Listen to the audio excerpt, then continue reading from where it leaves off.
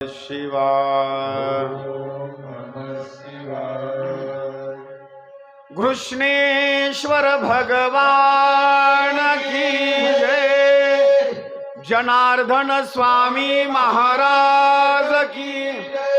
शांती ब्रह्म एकनाथ महाराज की जय। श्री संत सावता महाराज की।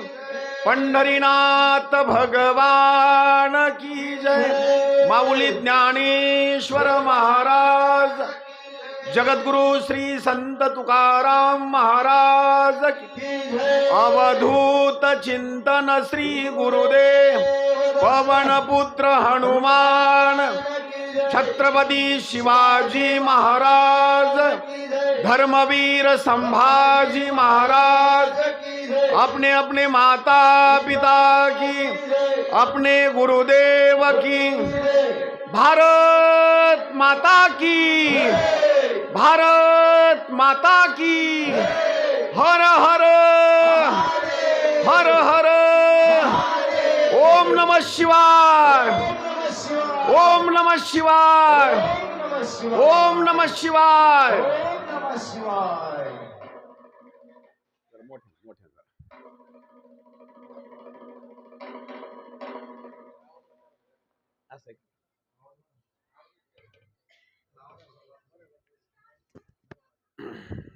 हरी। प्रस्तुत प्रसंगी पुण्य पावन अशा या गवळी शिवराया नगरीमध्ये आयोजित केलेली असणारी ही महाशिवरात्रीच्या निमित्तानं असणारी ही शिवमहापुराणाची असणारी ही कथा, ही आयोजन करणारी असणारी जी मंडळी आहे, शिवभक्त शेषराव शिवराम गवळी, शिवभक्त सौ चंद्रकला शेषराव गवळी, तीन असणारे सुपुत्र लक्ष्मण शेषराव गवळी, संजय शेषराव गवळी, कृष्णा शेषराव गवळी, तीन असणाऱ्या सुना सुनीता लक्ष्मण गवळी, अश्वनी संजय गवळी, ज्योती कृष्णा गवळी, नातू आरुष, आरोही, शौर्य, आरव, आराध्या,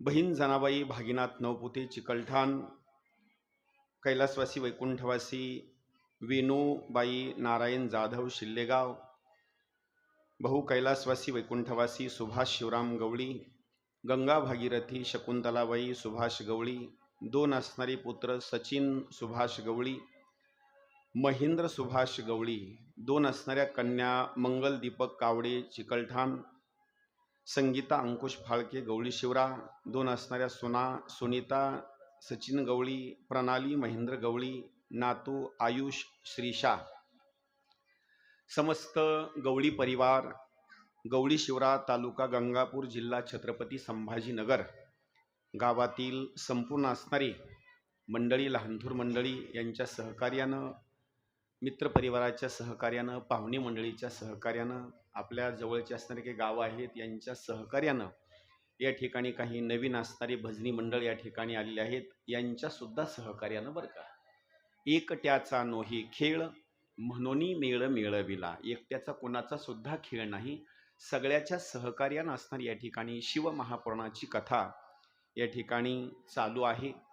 आज कथेचा असणारा कितवा दिवस आहे? आज असणारा पंचम असणारा हा दिवस आहे आणि नियोजित वेळेमध्ये आपल्याला या ठिकाणी या कथेमध्ये भगवान शंकर आणि माता पार्वती यांचा असणारा विवाह सोहळा या ठिकाणी संपन्न करायचा आहे. कालपर्यंत आपण या ठिकाणी कथा श्रवण केलेली आहे. भस्माचं महात्म्य पाहिलं, भस्म लावायचा कसा, कशापासून तयार करायचा हे एक महात्म्य पाहिलं.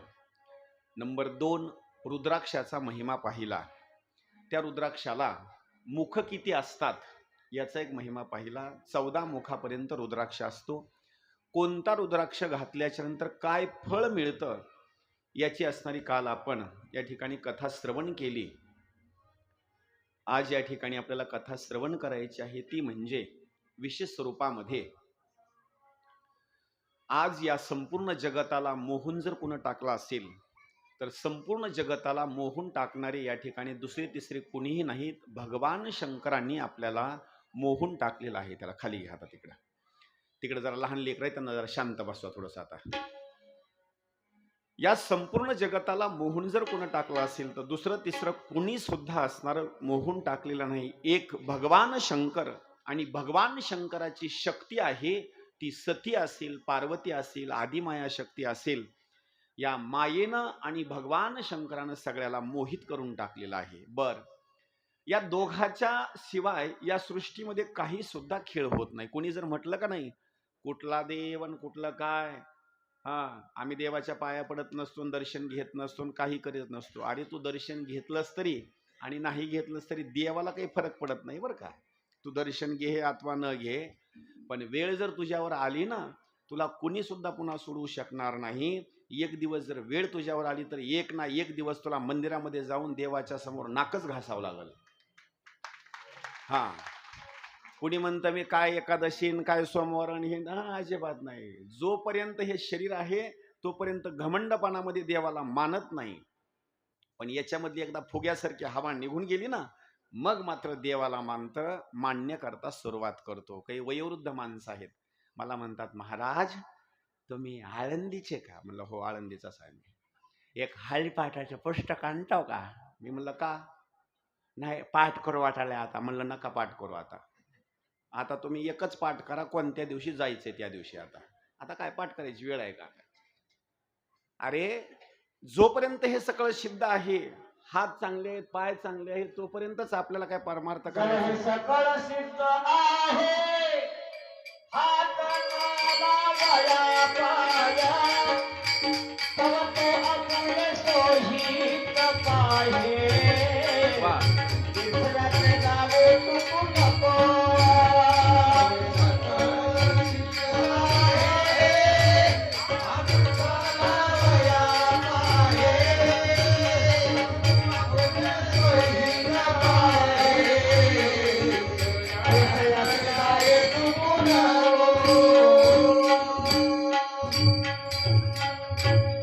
महाराजांनी सुंदर असणार प्रमाण दिलं. आता हे प्रमाण म्हणण्याकरता सगळ्याला फुल परवानगी बरं का.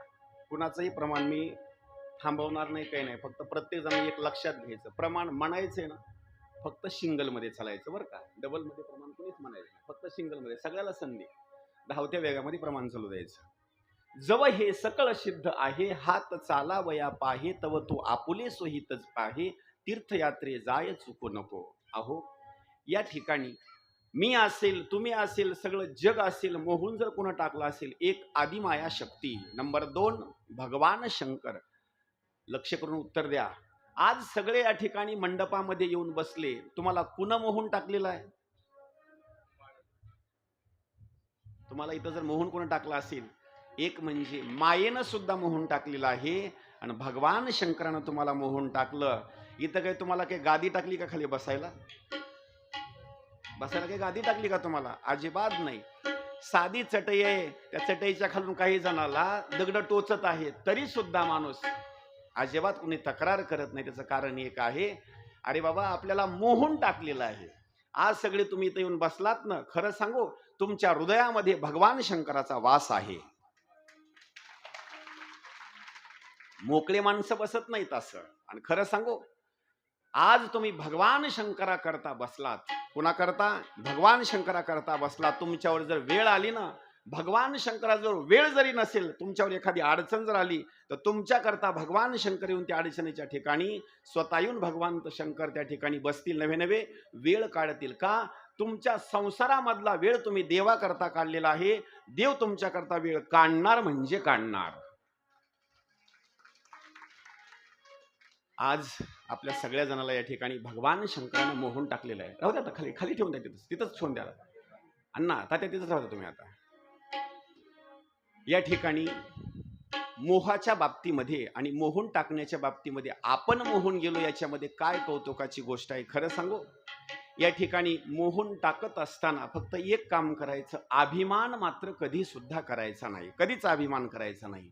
अहंकाराचा वारा न लागो राजसा, माझ्या विष्णुदासा भाविकासी. एक दिवस सगळ्यात जास्त जर भजन कोणाचं चालू असेल, पृथ्वी तलावर, स्वर्ग लोकामध्ये आणि पाताळ लोकामध्ये, 3 लोकामध्ये गमन करणारे असणारे एक संत आहेत, एक महर्षी आहेत. त्यांचं नाव आहे नारदजी. त्यांच्या एवढं भजन मात्र देवाचं कोणी सुद्धा करू शकत नाही. का? त्यांच्या मुखामध्ये सारखं 24 तास एक नाव असतं, फक्त एकच नाव. कोणतं? फक्त नारायण. त्याचे अर्थ दोन आहेत. स्वतःचं नाव ही नारदच आहे बरं का, स्वतःचं नाव ही नारदच आहे, आणि ते आदी नारायणाचं असणारं नाव घेतात. सगळ्यांनी टाळी वाजून भजन करायचं बरं का. नारायण नारायण श्रीमन्नारायण नारायण नारायण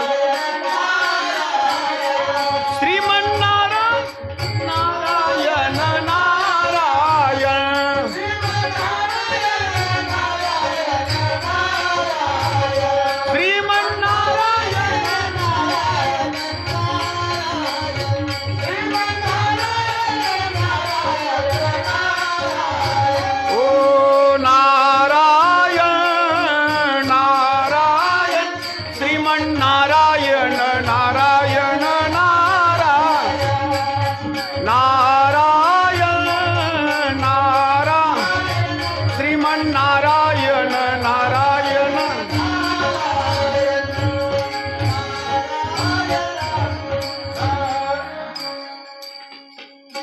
24 तास असणारं त्यांचं भजन. एक दिवस त्यांना थोडासा असणारा गर्व झाला बरं का, उगाच थोडासा गर्व झाला. काय केलं त्यांनी? हिमालय पर्वताच्या ठिकाणी, लक्ष करून कथा ऐका बरं का, हिमालय पर्वताच्या ठिकाणी त्यांना जास्त उष्णता होऊ लागली, म्हणजे गरमी होऊ लागली. त्यांना त्या ठिकाणी फॅन लावण्याची गरज पडू लागली. बरोबर आहे का खोटं आहे? तरी लोक विचारत बसतात बरं का. मी काय सांगितलं? हिमालय पर्वताच्या ठिकाणी त्यांना जास्त उष्णता होऊ लागली, फॅन लावण्याची गरज पडू लागली. हिमालयामध्ये उष्णता नसते, हिमालयामध्ये थंडी असते. आणि त्या हिमालयाच्या पर्वताच्या गुहेमध्ये भगवान भोलेनाथाचं, भगवान विष्णूचं किंवा आपला जो आत्मा असणारा तो परब्रह्म आहे त्याचा ओमकाराचा असणारा जप करण्याकरता त्यांनी एका गुहेमध्ये सुरुवात केली. ओम नमः शिवाय, ओम नमः शिवाय, ओम नमः शिवाय. तपश्चर्या करण्याकरता सुरुवात झाली. आणि तपश्चर्या करण्याकरता सुरुवात झाल्याच्या नंतर ही तपश्चर्या फळाला येण्याची वेळ आली, पण इंद्रदेवाला मात्र आवडलं नाही. इंद्रदेवाला असं वाटलं, आता जर यांची तपश्चर्या जर सफल झाली तर भगवान शंकराकडून हे काय मागून घेतील, तर माझं इंद्रपदच मागून घेतील. म्हणून त्यांनी निर्णय घेतला, काय करावं काय करावं काय करावं. म्हणून त्यांनी विचार केला, काही झालं पाहिजे, पण नारदाची तपश्चर्या मात्र भंग होणं मात्र फार गरजेचं आहे. एकदम विशेष स्वरूपामध्ये त्यांनी निर्णय घेतला, काय करावं, तपश्चर्या तर भंग झाली पाहिजे. आता सुद्धा प्रत्येक गावामध्ये आहे बरं का, प्रत्येक गावामध्ये आहे. काय करतात, आपल्यापेक्षा भजनी मंडळ दुसऱ्याला पुढे जाऊ देत नाहीत. लक्ष करा बरं का. हा, सगळ्या गावाचा कारभार आपल्याकडेच आला पाहिजे. हा, म्हणजे एक पैलवान सुद्धा एक दोन डाव आपल्याकडे शिल्लक ठेवतो, सगळे शिकवत नाही. इंद्रदेवाला असं वाटलं की 100% माझं पद मागून घेणार म्हणजे मागून घेणार. एक आणि दोन नाही, 5 असणाऱ्या अप्सरा, उर्वशी, तिलोत्तमा, मेनका, रंभा अशा स्वरूपामध्ये 5 असणाऱ्या अप्सरा आणि कामदेवाला त्या ठिकाणी असणारं हिमालय पर्वताच्या गुहेच्या ठिकाणी पाठवून दिलं आणि त्यांनी वाजवण्याकरता सुरुवात केली. आता हे आपल्या इथलं जे वाद्य आहे का नाही, माफी मागून बोलतो बरं का, आता याला मार्केट आलं तो भाग वेगळा आहे, पण इथं जेवढं वाजाय चालू आहे का नाही, हे रामभाऊ महाराज कांबळे वाजवतात, हे आहे का नाही, हे वाद्य सात्विक नाही. लक्ष करा बरं का. हे जे वाजतंय का नाही हे सात्विक नाही. जो तबला वाजतो का नाही हा सुद्धा सात्विक नाही. सात्विक फक्त टाळ आहे, सात्विक टाळ आहे. आणि सात्विकाच्या स्वरूपामध्ये मृदंग फक्त सात्विक आहे.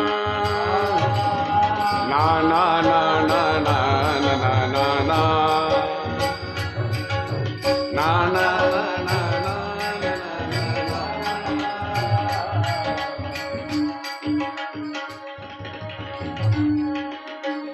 वा. ज्याला कळालं त्यालाच कळालं बरं का. हे तामस वाद्य ते लागल्याच्या नंतर पंच अप्सरा आणि ते नाचण्याकरता सुरुवात झाल्याच्या नंतर अप्सरा नाचू लागल्या. महाराज साधी गोष्ट नाही. कापड दुकानाच्या बाहेर फायबरची महिला उभा केलेली असते. कशाची? फायबरची महिला बरं का. फायबरची 60-60 65-65 वर्षाचे बाबा सुद्धा झालेली काठी टेकीत असं बघत जाते, उलटून नालीत पडतात. विचार करा, ते तर अप्सरा आहेत. अप्सरा साधारण महिला सोडून द्या, स्वर्ग लोकातल्या असणाऱ्या देवांगना आहे. ते नृत्य करण्याकरता सुरुवात झाल्याच्या नंतर अहो तिथला जो परिसर आहे की नाही सगळा दुमदमून गेला, पण महात्म्यावर मात्र काही परिणाम असणारा झाला नाही. कवर नाचतील त्या, नाचून नाचून असणाऱ्या थकून झाल्या, पण तिथं मात्र नारदाची तपश्चर्या मात्र भंग झाली नाही. तसा जर विचार केला, हा काम नावाचा विकार सगळ्यामध्ये असणारा तो घातक आहे. याच्याकरता एक भारुडामधलं प्रमाण देतो पुढे चलतो. कामाजी कोतवाल याने नाडिले बहुतासी,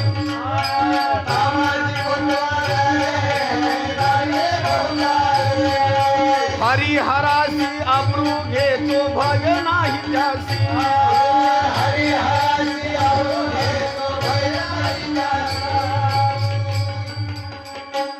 दुसरं प्रमाण आहे का?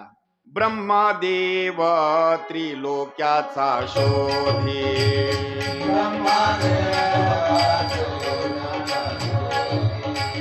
थट्टेने हारविला बोधी,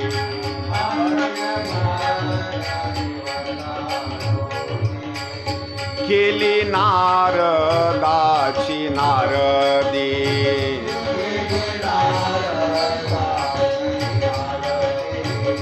आसी ही थट्टा,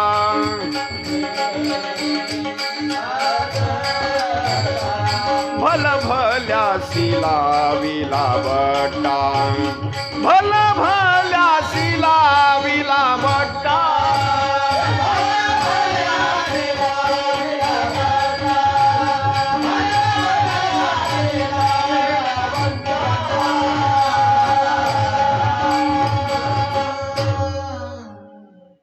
काम एक असं गिराईक आहे, काम असं गिराईक आहे, त्याच्या मनात जर आलं ना, त्याच्या मनात जर आलं तर कसल्याही माणसासोबत ते झोंबी खेळतं बरं का. कसल्याही माणसासोबत, किती ताकदवर माणूस असू द्या, ते लहानसहान माणसाच्या सोबत कुस्तीत धरत नाही, अजिबात नाही. हे आपण जे सांसारिक लोक आहेत का नाही, याच्या नादालाच लागत नाही का. यांना एकच काळजी पडली आहे, टमाट्याला भाव नाही. हे असल्या संसारामध्ये जे आदबून मारणारे लोक आहेत यांच्यासोबत कुस्तीत धरत नाही. ते कुणासोबत कुस्ती धरतं माहिती का? नाव आहे का? नंबर 1, ज्यानं सृष्टी निर्माण केली त्या ब्रह्मदेवासोबत कुस्ती धरतं. ते लहान गिराईक पकडत नाही ते असं. ब्रह्मदेव त्रिलोक्याचा शोधी, थट्टेने हरविला बुद्धी. नंबर 2, नारदाला चॅलेंज करतं, लहान गिराईक पकडत नाही. एवढंच नाही, 3 लोकाची असणारी भगवान शंकराच्या सोबत कुस्ती खेळतं. म्हणजे साधं गिराईक असेल का ते? आता जर अशा रती महारथी सोबत, इंद्रासोबत, चंद्रासोबत जर हे गिराईक कुस्ती खेळत असेल, विराट राजाचा मेहुना, नाम तयाचे कीचक जाना, त्याने घेतले बहुताचे प्राणा, आसी ही थट्टा भल भल्यासी लाविला बट्टा. एवढा असताना तो कामाचा असणारा विकार आहे.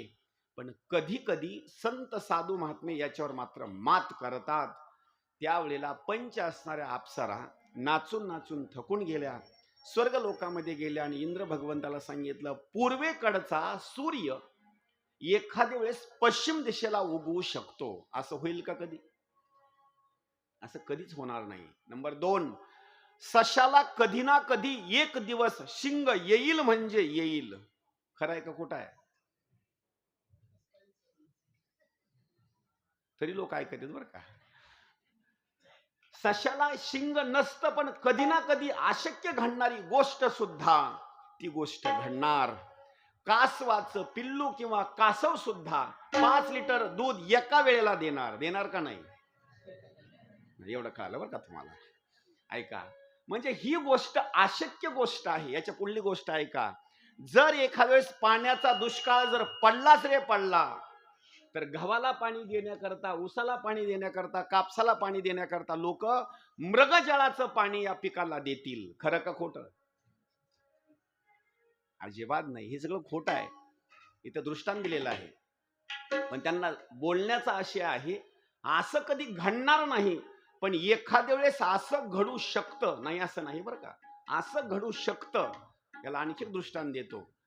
सासूबाई जावयाला आपल्या सासरवाडीमध्ये तुम्ही येऊच नका असं कधीच म्हणणार नाही. का? तिचा प्राण जर कोण असेल तर जावाई. याला दृष्टांत देतो. नाकाचा मोती ठेवी गहाण. वा, छान बर का. नाकाचा मोती ठेवी घाण आणि राखी जावयाचा मान. पण याच्या पुढे ऐका, एवढा जरी मानाचा जवाई जरी असेल, तिचा प्राण जरी असेल जवाई, तर करोनासारखा रोग आल्याच्या नंतर ती सासू सुद्धा त्याला फोन लावून सांगेल, नका इकडे येऊच नका तुम्ही, आता तिकडेच राहा. गोष्ट लक्षात आली का?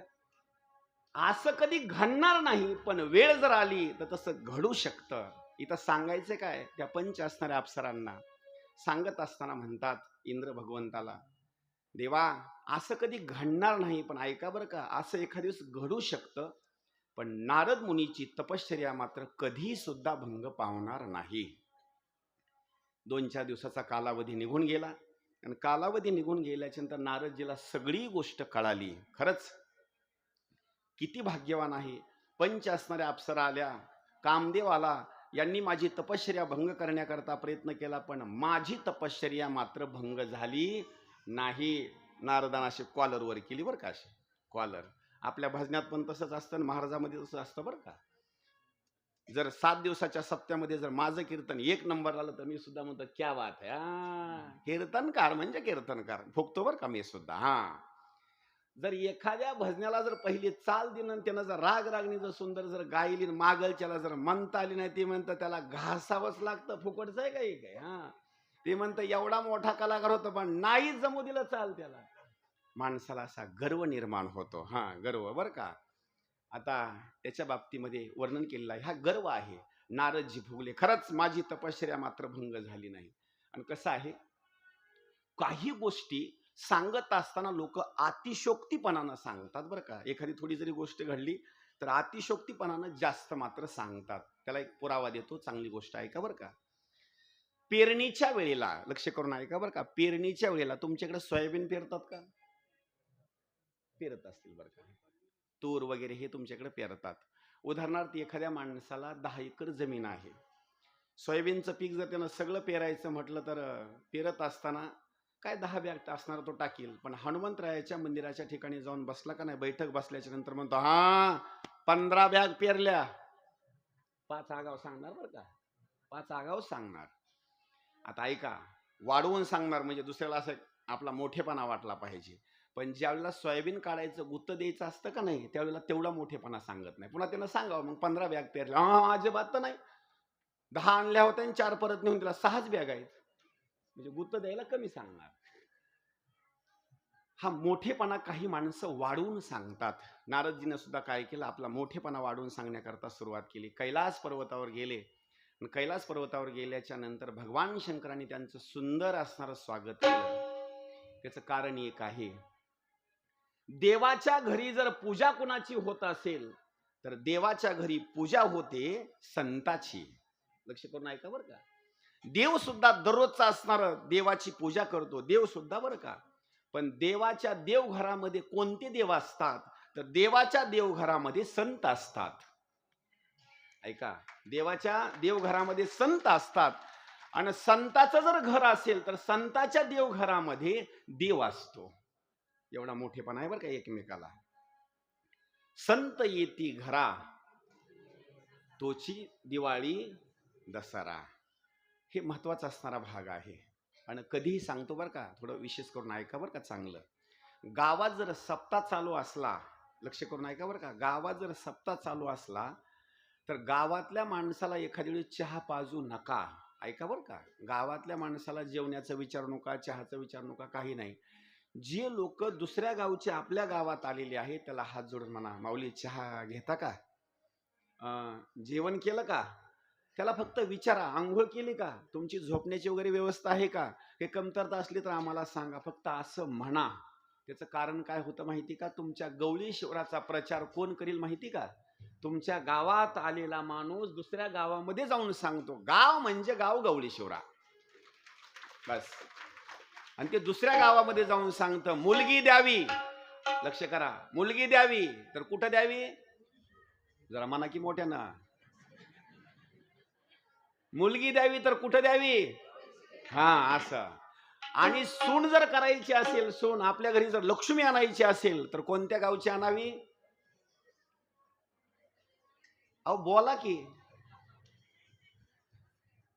ऐका, हा महत्वाचा असणारा भाग आहे आणि हे माणसानं चांगलं असणार हे कार्य करावं. ज्या वेळेला भगवान शंकरांनी असणारी त्यांची स्तुती केली, नारदाला बसण्याकरता आसन वगैरे, सहज एक प्रश्न विचारला, नारदजी अहो किती दिवस झाला तुम्ही आमच्या घरी आला नाहीत, काही नाहीत, तुमची आणि आमची भेट नाही किंवा काही नाही, इतक्या दिवस कुठं होतात.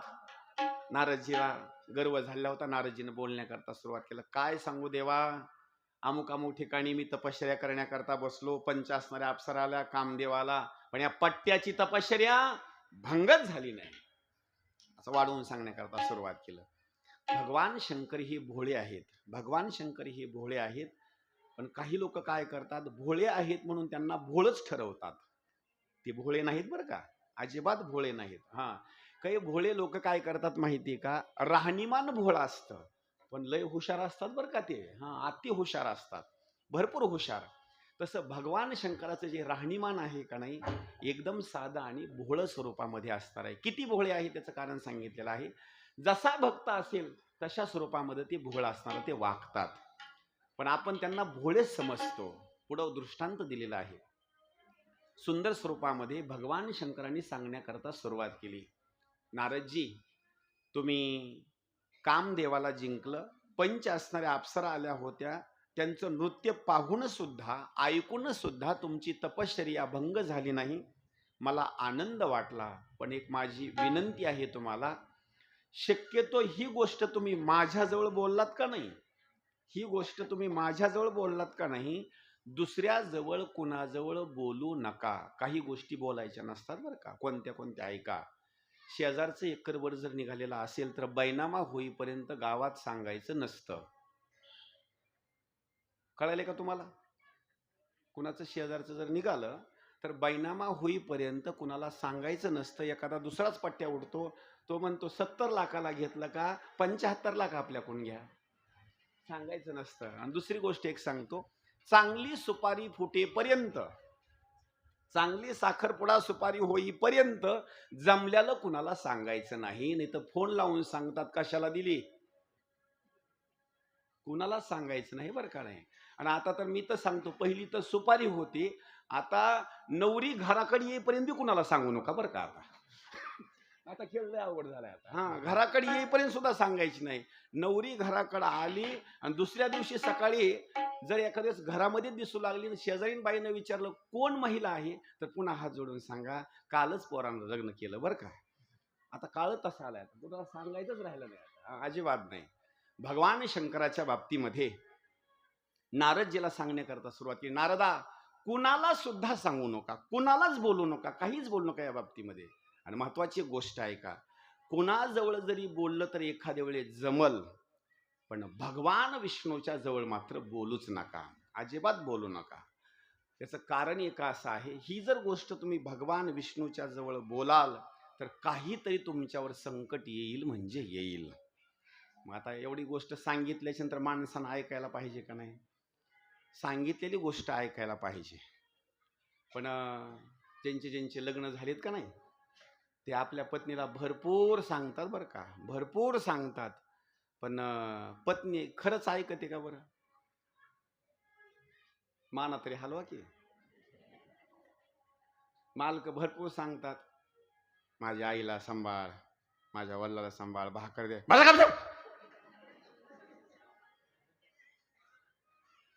उठलं की सुटलं तेच असणार. मग ते सांगितलेलं ऐकत नाही व लोकांचं कशाला, माझी पण ऐकत नाही बरं का उगा. मी फक्त इकडे डिरिंग लिहितो बरं का, बाहेर घरी गेलाच नाही, अजिबात काहीच बोलत नाही. मला सुट्टा सवाल असतो, तुम्हाला काडीची सुद्धा अक्कल, बोला की. माझं बी तेच आहे आणि तुमचंही तेच आहे बरं का. तुम्हाला निव्वळ अक्कल नाही तुम्हाला. हा, अजिबात नाही. हे घरोघर हेच आहे बरं का, सगळीकडे. आता पहा, ज्या वेळेला नारदजीनं असणारी गोष्ट ऐकली, त्यांनी तर तीच गोष्ट करण्याकरता सुरुवात केली. आणि कसं आहे माहिती का, करुणूक म्हणल्यास तर गोष्ट माणूस तर करणार म्हणजे करणार, 100% करणार.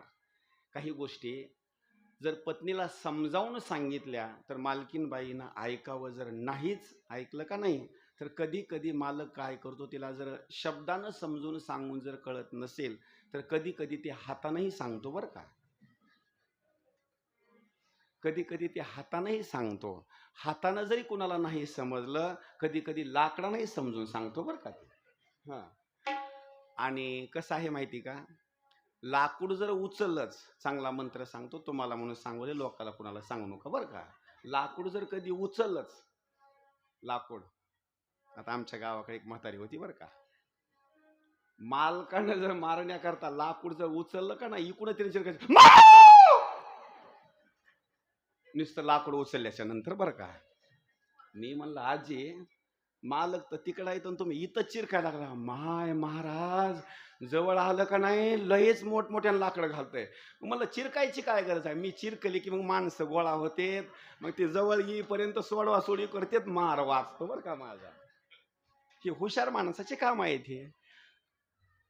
आणि कधीही सांगतो, मार जर चुकवायचा असेल का नाही, मार जर मालकाचा चुकवायचा असेल तर एक चांगला मंत्र सांगतो. मालक जर असे धावून आले का नाही, तुम्ही अजिबात मला स्पर्श करायचा नाही, हात लावायचा नाही, लाकडानं मारायचं नाही, चापट्यानं मारायचं नाही, तुमच्या आईची तुमच्या वडिलाची शपथ. ते गिऱ्हाईक तिथंच लाकूड टाकून देतं. पण तुम्ही म्हणताल का असं?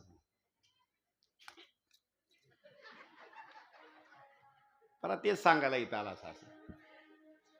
हे सगळ्यात मोठा असणारा मंत्र आहे. आता पहा किती सुंदर वर्णन केलं आहे. नारदजी गेले आणि भगवान विष्णूला सांगण्याकरता सुरुवात केली. मी कामाला जिंकलं बरं का, मी कामाला जिंकलं. विष्णूनं सांगितलं, नारदा तुम्ही माझे भक्त आहेत, कामाला जिंकलं याच्यामध्ये काय कौतुकाची गोष्ट आहे, तुम्ही संत आहे, तुम्ही कामाला जिंकलं, मी मान्य करतो. नारदाला आनंद वाटला, गोष्ट सांगितली. आणि भगवान विष्णूचा एक महिमा सांगत असताना एक गुण सांगितलेला आहे. देव चतुर, देव चतुर, जानोनी अंतर वर्त तसे. आणि दुसरे एक प्रमाण काकड आरतीच्या ओळीमध्ये असणारे येतं, चतुरा तो शिरोमाणी गुण लावण्य.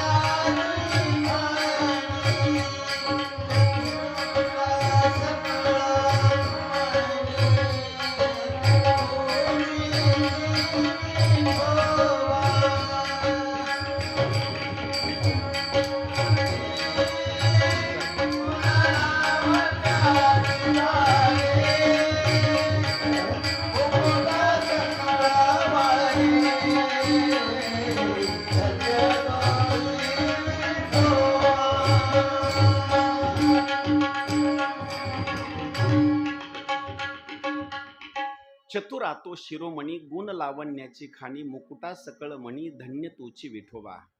देवानं काय केलं, नारदजीला फक्त वैकुंठातून जाऊ दिलं आणि ज्या रस्त्यानं नारद मुनी जाऊ लागले त्याच रस्त्यामध्ये भगवान विष्णूने एक मायावी नगर निर्माण केलं. मायावी नगर बरं का, हे सगळं खोटं बरं का, आता हे सगळं खोटं. त्या नगरीचा राजा हा विशेष स्वरूपामध्ये असणारं वर्णन केलेलं आहे. आणि त्या राजाची असणारी एक मुलगी विश्वमोहिनी, सहज शीलनिधी नावाचा असणारा तो राजा. आणि त्या नगरीपासून जात असताना सहज नारदांनी पाहिलं, किती नगरी सुंदर आहे, किती नगरी सुंदर आहे. खरं सांगू, गावं तर मी अनेक पाहिले, लक्ष करा बरं का, गावं तर मी अनेक पाहिले, पण तुमचं गाव सुद्धा विशेष स्वरूपामध्ये असणारं सुंदर आहे, विशेष स्वरूपामध्ये सुंदर आहे. आणि कशामुळे सुंदर आहे माहिती, तुमच्या गावाची शान जर कशावर असेल तर केवळ हनुमंतरायाच्या मंदिरावर तुमची शान आहे. हां, विशेष स्वरूपामध्ये गाव सुंदर आहे. रस्ते वगैरे, माणसं वगैरे असणारे एकदम छान छान स्वरूपामध्ये असणारे आहेत. नाही तर काही ठिकाणचे माणसं आहे उदास सगळं त्या गावात गेलं की एक माणूस तेजदार दिसत नाही बरं का. एकदम छान स्वरूपामध्ये प्रसन्न माणसाचे चेहरे आहेत बरं का. सकाळी फोटो काढा तरी हसायलेलेच आहेत, दुपारी फोटो काढा तरी हसायलेलेच आहेत, संध्याकाळी फोटो काढा तरी हसायलेलेच आहेत. नाही तर काही जणांना काय करावं लागतं, मेकअप करून सुद्धा हसरा फोटो येत नाही. अजिबात नाही बरं का. पण सुंदर स्वरूपामध्ये या ठिकाणी गावाचा असणारा आपला जो महिमा आहे, विशेष स्वरूपामध्ये या ठिकाणी चांगल्या स्वरूपाचा असणारा हा महिमा आहे. ज्यावेळेला सीलनिधी नावाच्या राजानं त्या नगरीचं असणारे पाहण्याकरता सुरुवात केली, त्यावेळेस नारद मुनी त्या नगरीमध्ये असणारी पोहोचल्याच्या नंतर नारदजीचं दर्शन त्या शीलनिधी म्हणायच्या राजानं घेतलं आणि चहा पाणी करण्याकरता म्हणून त्यांची असणारी जी कन्या आहे तिचं नाव आहे विश्वमोहिनी. नाव लक्षात ठेवा बरं का. विश्वमोहिनी, विश्वाला मोहून टाकणारी तिचं नाव विश्वमोहिनी. आणि ती बिचारी पाणी वगैरे घेऊन आली. आता हे सगळं खोटं आहे बरं का. आता हे सगळं खोटं आहे. आणि कसं आहे, डुप्लिकेट जेवढी वस्तू असते ती ओरिजिनल वस्तूपेक्षा सुद्धा जास्त असणारी चमकदार दिसते. याला पुरावा देतो बरं का. ओरिजिनल सोनं 1.5 लाख 2 लाख रुपये तोळा आहे, तरी ते डुप्लिकेट पेक्षा कमी चमकतं बरं का. डुप्लिकेट पेक्षा कमी चमकतं. हां, इथे एक दृष्टांत दिलेलं आहे. ज्यावेळेस ती विश्वमोहिनी चहा पाण्याची व्यवस्था करण्याकरता असणारी असं ट्रेमध्ये वगैरे सगळं साहित्य वगैरे नाश्त्याचं सगळं घेऊन आली. आल्याच्या नंतर सुंदर स्वरूपामध्ये शीलनिधी राजानं नारद मुनीचं दर्शन घेण्याकरता मुलीला सांगितलं. दर्शन घेतलं. नारदजी तिचा चेहरा, शरीर प्रकृती असणारी पाहत असताना शरीरामध्ये मोहून गेले एकदम. असं एकदम ते शरीर पाहिल्याच्या नंतर किती सुंदर असणारं हे शरीर आहे. पण एक चूक केली मी. पाठीमागं भगवान शंकराला सांगितलं, भगवान विष्णूला सांगितलं की मी कामाला जिंकलं. आता बोलतील का? आता जर नारदासारखी जर गाडी त्यांची जर एखाद्या दिवस रोडच्या खाली जात असेल तर आपल्या हरिपाठ मांडणाऱ्याचं कुठं मांडायचं? लक्ष करा बरं का. कुठं मांडायचं? आपलं अजिबात मांडायचं नाही. हिमालयाच्या गुहेमध्ये तपश्चर्या करून जर नारदजीची असणारी भूमिका जर बदलत असेल तर आपलं मांडताच येत नाही. सहज नारदानं प्रश्न विचारला, मुलीचं वय किती? सांगितलं आता 21 वर्षाची असणारी माझी कन्या आहे. बरं, मग लग्नाचं? चाललाय विचार. आता तुम्ही एवढे ठिकाणं पाहता फिरता वगैरे हे ते, आता मग कुठं जर एखादं स्थळ असेल तर सांगा ना, एखादं चांगलं स्थळ. नारदांनी बोलण्याकरता सुरुवात केलं. तुम्हाला स्थळ कसं पाहिजे ऐका बरं का. आता हे कामाचं आहे आपल्या सगळ्याचं बरं का. तिकली कथा थोडी सोडून द्या मध्ये, आता मी माझं मांडतो थोडंसं. ज्यांना मुलगी आहे का नाही त्यांना स्थळ कसं पाहिजे ते ऐका. माझी मुलगी जिथं जाणार आहे तिथं तिला सासू नसावी. खरं का खोटं? सासू नसावी. तिला नणंद तर नसावीच. नणंद नसावीच. सासरा तर अजिबातच नसावा. बस दीर भाया वगैरे गणगोत कुणीच नसावं त्यांना. मग त्याला माझं उत्तर असं आहे, असा जर तुम्हाला जावई पाहिजे असेल तर तो आबाळातूनच पडलेला पाहिजे. बरोबर आहे का नाही? हां, अरे सगळं गणगोत असावं. आणि गणगोत असल्याच्या नंतर मुलगी आपली तिथं द्यावी. का द्यावी त्याचं कारण सांगतो. जिथं आपली मुलगी द्यायची आहे ना तिथं सासू तिला असावीच. एखाद्या वेळेस आईनं शिकवत असताना कोणत्या गोष्टी जर कमी ठेवल्या असतील तर ती सासू शिकवते. बाळ, डोक्यावरचा पदर आहे ना, खाली पडू देऊ नको. आपलं गाव जर आहे का नाही, चांगलं गाव आहे, डोक्यावर पदर घे. काही गोष्टी राहिल्या का नाही तर ती सासू सांगते काही गोष्टी बरं का. एखाद्या वेळेस त्या सुनाला जर भाकरी करता येत नसेल तर एखादी चांगली जर सासू असेल ती म्हणते तुझ्या आईनं शिकवलं नसेल, असू दे. नाही तर काही म्हणते ही शिकवलं का असते बरं का. ती काही चांगली सासू असेल तर म्हणते अशी भाकरी कर, तशी हे कर, समजून सांगते. सासू असावी. आणि का सासू असावी सांगतो, त्याचं कारण एक आहे. सासू जर आपल्याजवळ जर असेल, आपल्या घरी जर असेल, आपल्या वाटणीला जर सासू असेल तर लक्ष करून ऐका, त्या सुनाला घराला कधी कुलूप लावण्याची गरज पडणार नाही. कधीच कुलूप लावण्याची गरज पडणार नाही, अजिबात नाही. सून जर शेतामध्ये गेली तर तिला घरी येत असताना स्वयंपाक सुद्धा करण्याची गरज पडणार नाही. का? माझी सून शेतामध्ये गेले, चला बसले बसले आपण असणार स्वयंपाक वगैरे करू, भांडे वगैरे सगळं काम असणार, सगळं सगळं असणार ते कार्य करणार. फक्त एक काम करायचं, सासूला जर जास्तच बेजार करायचं असेल, लक्ष करा बरं का सूनबाईंनो, सासूला जर जास्तच बेजार करायचं असेल तर एक काम करायचं, सकाळी आंघोळ झाली, आत्या एकदा पाया पडू द्या, एकदा म्हणायचं. आत्या पाया जरी पडू देत नसल्या तर दोन्ही पाय आपण धरायचे गचाशे, असं पाया पडायचं बरं का. आणि कुणाजवळ जरी बैठक बसलेली असली तर म्हणायचं, खास माझी सासू म्हणजे सासू बरं का, माझी आई तरी बरी नव्हती पण माझी सासू लय चांगली बरं का, लईच जीव लावती, सकाळ संध्याकाळ जरी भांडणारी जरी असली तरी म्हणा, काही अडचण नाही, काही फरक पडत नाही. सकाळ आणि संध्याकाळ जर पाया पडलं तर त्या सासूला सुद्धा असणारा आनंद वाटणार. लेकरं सांभाळायचा कारभार सासूकडंच, भांडे घासायचा कारभार त्यांच्याकडंच. फक्त सुनबाईनं 2 मंत्र चांगले ठेवायचे, सकाळ आणि संध्याकाळ एकदा पाया पडायचं, टीव्हीचा रिमोट तरी घ्यायचा नाही तर मोबाईल हातामध्ये घ्यायचा, नुसतं वरी ढकलीत राहायचं, असं कामच करायची गरज नाही बरं का. असं ना, हा फक्त ही सासू आपल्या घरामध्ये असणं गरजेचं आहे, फार गरजेचं आहे बरं का. नंबर 2, सासरा सुद्धा घरामध्ये असावा, कारण हे मंडळी असणं फार गरजेचं आहे. आपल्याला सगळ्याला सांभाळून येणारे असणारी ही मंडळी आहेत. आणि कधी सांगतो बरं का, आणखी काही लोकाला लग्न जमवत असताना काही गोष्टीचा आणखी मेळ लागला नाही बरं का, लक्ष करा. एखादा सासरा जर मुलाचं लग्न जमवण्याकरता जर गेला ना तिथं, तर तिकडले लोक विचारतात, तुम्हाला जमीन किती? हा सासरा सांगतो 10 एकर. मुलं किती? 2. मुलगी देणारे म्हणतात आपल्या मुलीला 5 एकर येतं. आता सासू सासरे गेले वाऱ्यावरच, तरी काही जणांना कळत नाही बरं का. हा, लग्न जमवत असताना समोरच्या पार्टीला असं सांगायचं 10 एकर जमीन आहे, पण मेल्याच्या नंतर तुमच्या मुलीला मिळणार आहे, द्यायची असली द्या, नाही तर देऊ नका. हे वाक्य आहे बरं का, महत्वाची गोष्ट आहे. हा, त्यावेळेला सुंदर स्वरूपामध्ये असणारा भाग सांगितला नारदजीनं, तुम्हाला जवाई कसा पाहिजे. मग त्या शीलनिधीनं बोलण्याकरता सांगितलं, डॉक्टर असेल तर चालेल, जर ग्रामसेवक असेल तर चालेल, बर मास्तर असेल तरी चालेल, आणि मिलिटरी मॅन. अरे खरं सांगू का, सगळ्यात आपल्या भारत देशामध्ये त्यागाची भूमिका जर कोणाची असेल ना, तर मिलिटरी मॅनच्या पत्नी एवढं भाग्यवान कुणीच नाही.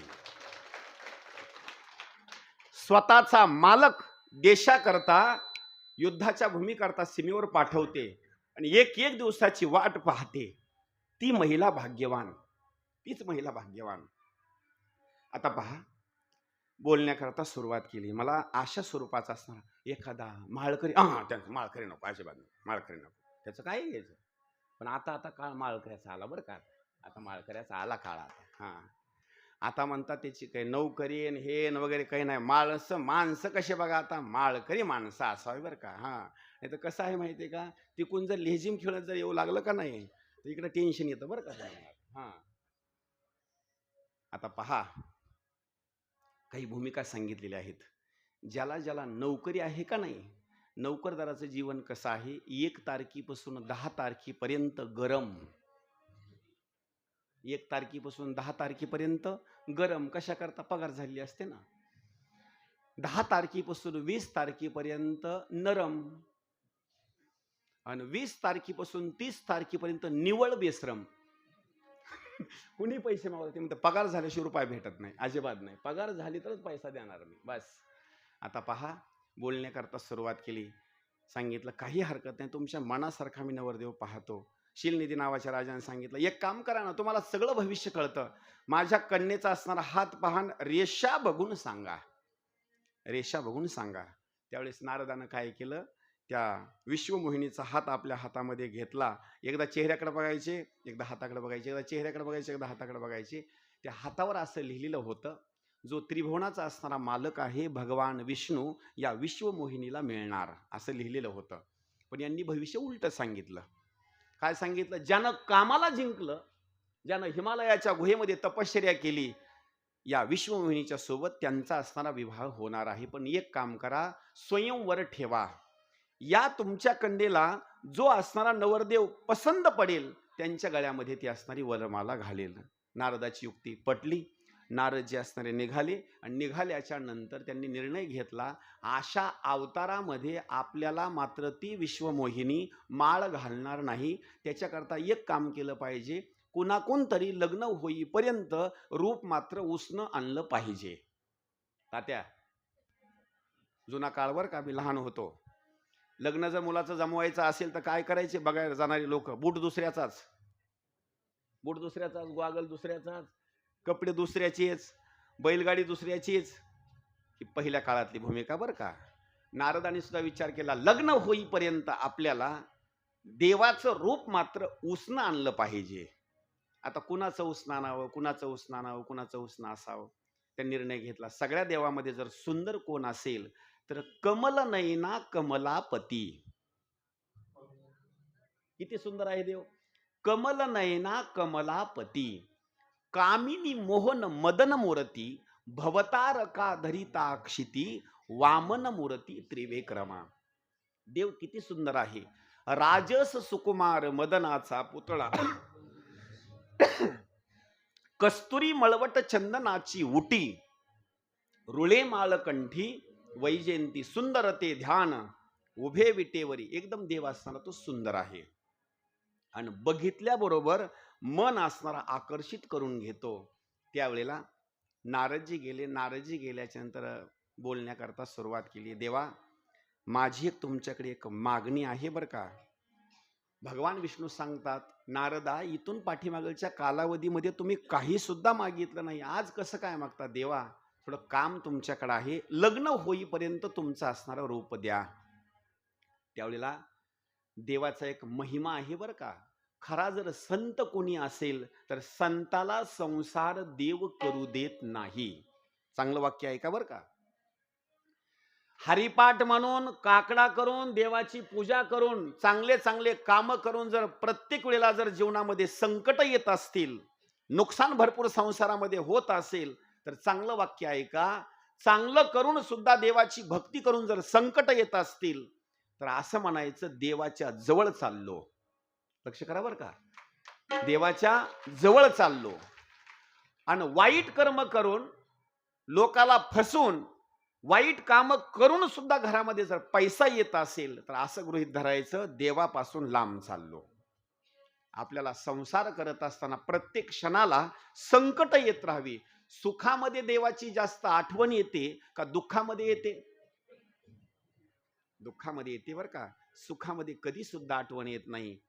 कधी देवाला मागून घेत असताना एक मागून घ्या, देवा आमच्या पावलागणीस आम्हाला दुःख येऊ दे.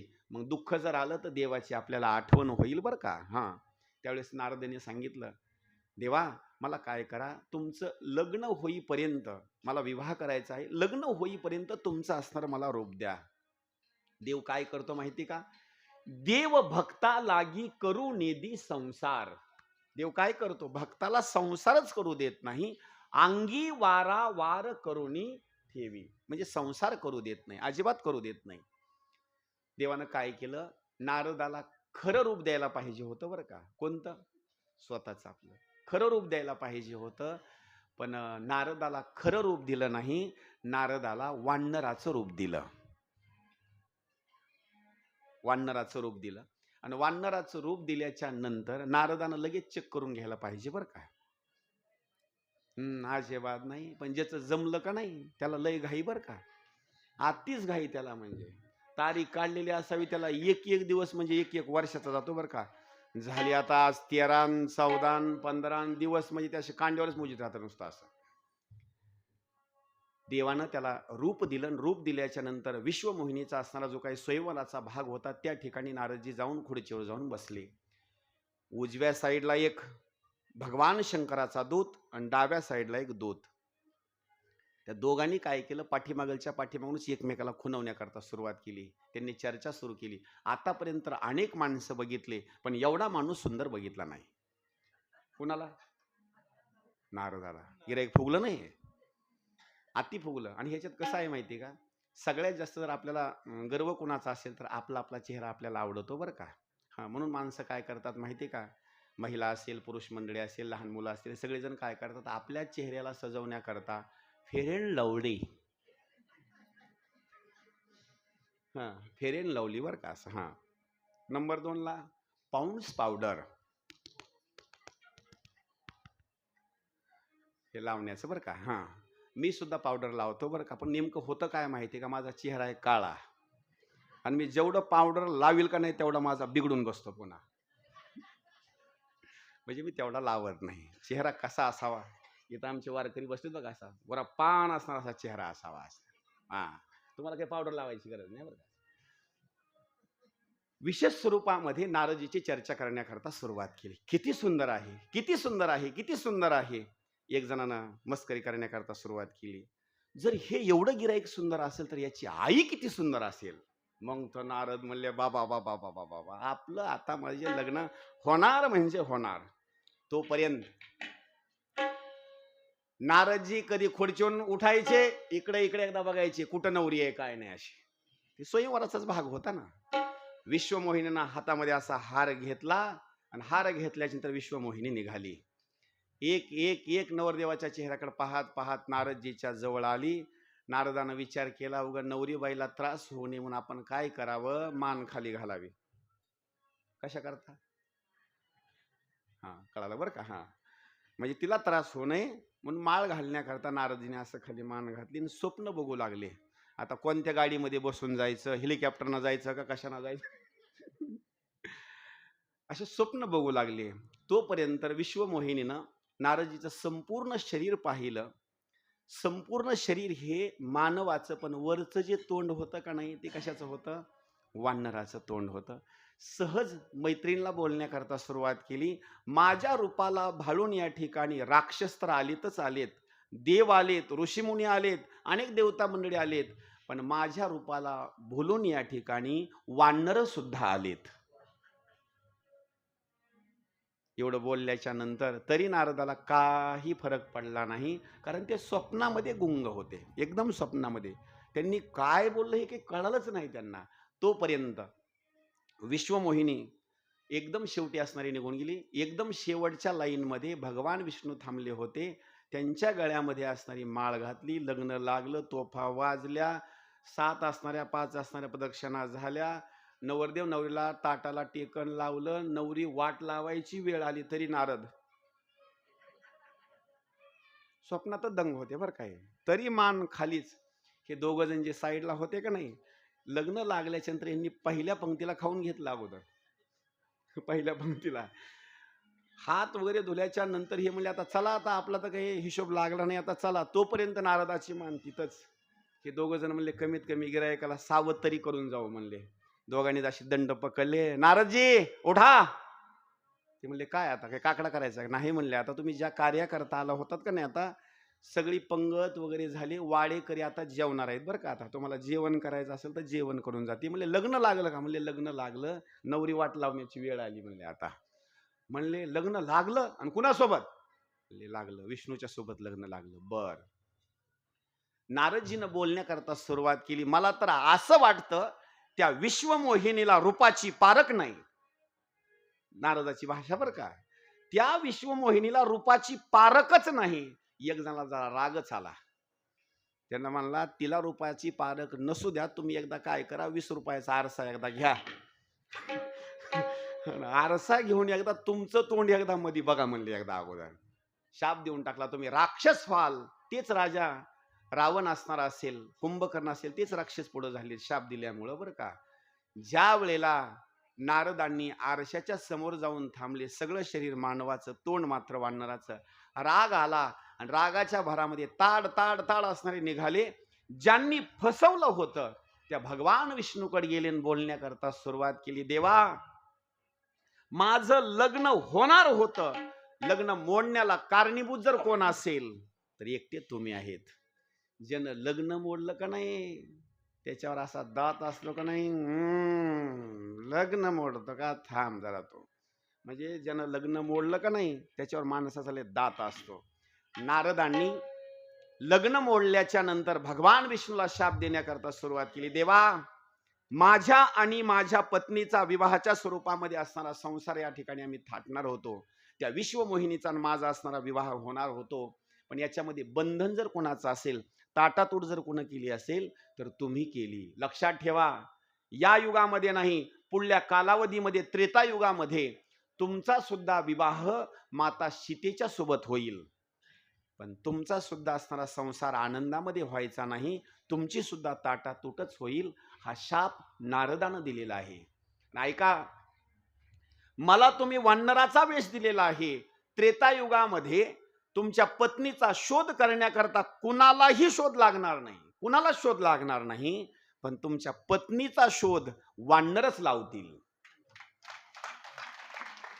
आणि एवढंच नाही, शोध तर वानर लावतीलच लावतील, तुमच्या पत्नीला सोडवण्याकरता कुणी सुद्धा समर्थ नसणार, पण तुमच्या पत्नीची सोडवणूक करण्याकरता फक्त वानरच समर्थ असतील.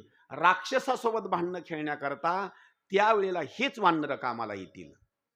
एक प्रमाण आहे, समुद्रावर सेतू बांधत असताना कोण सेतू बांधला? वानराने सेतू बांधला किंवा. एवढंच नाही, लंकेच्या ठिकाणी राक्षसाला मारण्याचं काम जर कोण केलं असेल तर कोण केलं? वानराने केलं.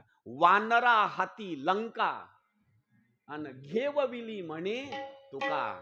म्हणजे वानराच्या हातामधून तेवढी असणारी लंका घेतली. वानराला सुद्धा कधी कमी समजू नका. कधी कधी इलेक्शनला जर फॉर्म जर भरला ना, समोरच्या पक्षाला कधी कमी समजू नका. रात्रमध्ये बदल होतो, जो निवडून येणार आहे तो येत नाही, दुसरंच गिराईक निवडून येतं. समोरच्याला कधी कमी समजू नका. वानराकडून असणारी लंका असणारी त्या ठिकाणी घेतली, शाप दिला. आणि तेवढ्याच वेळामध्ये भगवान शंकरानं नारदाच्या अंगावर नवे नवे भगवान विष्णूच्या शरीरावर जी माया टाकली होती ती माया काढून घेतली. या मायेचा खेळ आहे बरं काय. याला एक प्रमाण सांगितलेलं आहे, नाही कुणाचे कुणी तुझे नवे रे कुणी, अंती जाशील एकल्या प्राण्या माझे माझे म्हणूनी. बहीण कुणाचा भाव कुणाचा कोण कुणाचे सखे सोये रे, मेल्या मागे सर्व तुझे रे फिटतील धागे दोरे. प्राण्या, मायेचा बाजार सगळी असणारी माया असणारी काढून घेतली. आणि त्यावेळेला एकमेकाला दिलेला असणारा जो शापाची भूमिका आहे, फसवण्याची भूमिका आहे, दोघांनी सुद्धा असताना तो शापाची भूमिका, दुःखाचा भाग त्यांनी स्वीकारलेला आहे. हा सुद्धा या ठिकाणी भगवान शंकराचा मोठा असणारा महिमा आहे. म्हणून एक काम करा, या माया मोहातून जर सुटायचं असेल तर भगवान शंकराचा फक्त पंचाक्षरी असणारा मंत्र आहे. या मंत्राच्या सामर्थ्यानं आपण संसारातून पार असणारं तरुण जाऊ. म्हणून सगळ्या जणांनी एकदा ओम नमः शिवाय भजनाचा एकदा जप करा. नमः शिवाय, ओम नमः शिवाय.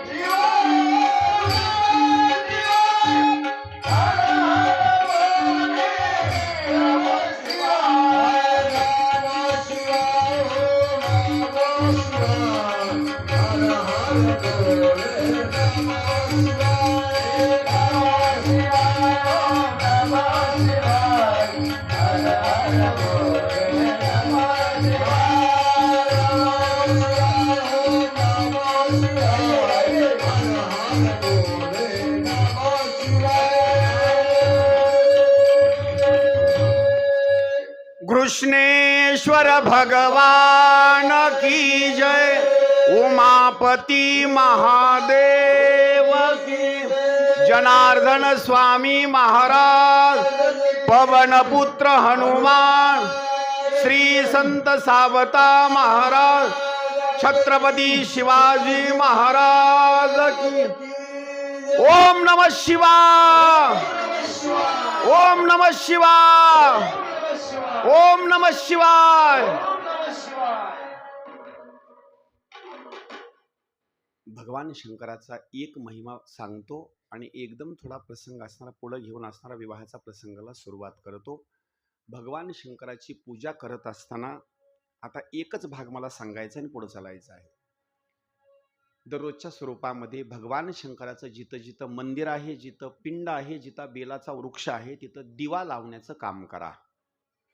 दिवा म्हणजे वात असेल, तेल असेल, तूप असेल, अशा स्वरूपामध्ये काय करा, दिवा लावा। या दिव्याचा काय महिमा आहे ते लक्ष देऊन ऐका। कांपिल्य नावाचं एक नगर होतं, त्या नगरामध्ये यज्ञदत्त म्हणायचा असणारा एक ब्राह्मण होता आणि त्याच्या मुलाचं नाव आहे गुणनिधी। नाव लक्षात ठेवा बरं का। लहानाचा मोठा होऊ लागला, 20-21 वर्षापर्यंत त्याचं वय झालं, विवाह केला, पण लहानपणापासून बापानं प्रॉपर्टी कमवून ठेवल्यामुळं वाईट व्यसनाला लागला। एक दिवस विवाह होऊन सुद्धा काही भाग सांगितलेला आहे, मुलगा जर वाईट वागू लागला, सांगितलेला जर ऐकत नसेल, तर जुन्या काळामधली एक म्हण आहे, लक्ष करून ऐका बरं का। मुलगा जर ऐकत नसेल आई वडिलाचं, तर आई वडील आणि गावातले लोक म्हणायचे, असं जर ऐकत नसेल तर एक काम करा ना, त्याला व्यसन घालून टाका। तुमच्याकडे नाही काही शब्द आहे ना? कुणाला व्यसन घाला? पोरग जर ऐकत नसेल, ऐकत नाही का, तुम्ही काय करा, व्यसन घाला। ज्यांचे ज्यांचे लग्न झालेत का नाही, हे सगळी व्यसनी घातलेलीच माणसं आहेत बरं काय। सगळी व्यसनी घातलेलीच माणसं आहेत। चप्पल घालून जरी बैला असा बाहेर निघाला, कुठं निघालात, लगेच चप्पल पायातलं काढलं, काय काम आहे, बसायचं खाली, बसले खाली। ही यसनीचं काम आहे बरं का। किती जरी बैल मोठे असले, असं दाव असं लावलेलं असलं यसनीचं, असा कासरा वाढला की बैलाव का असे करतात यसनीनं बरं का। किती बैल मोठे असू द्या, 1.5 लाखाची जोड असू द्या, 2 लाखाची, अशी यसनीला ओढले का नाही, असे बैल तेवढे जीभ बाहेर काढतात। एक म्हण आहे, पोरग ऐकत नाही का, व्यसन घालून टाका। त्यावेळेला काय केलं, त्या गुणनिधीला सुद्धा व्यसन म्हणजे काय केलं, त्याचं लग्न करून टाकलं। पण काही गिराईक अशी आहेत, काही बैल सुद्धा असे आहेत, व्यसन घालून सुद्धा ऐकत नाहीत। असे पण आहेत बघा, व्यसन घालून सुद्धा ऐकत नाहीत। त्या गुणनिधीनं मात्र ऐकलं नाही। आईनं उपदेश केला, पत्नीनं उपदेश केला, पण कोणाचं सुद्धा ऐकलं नाही।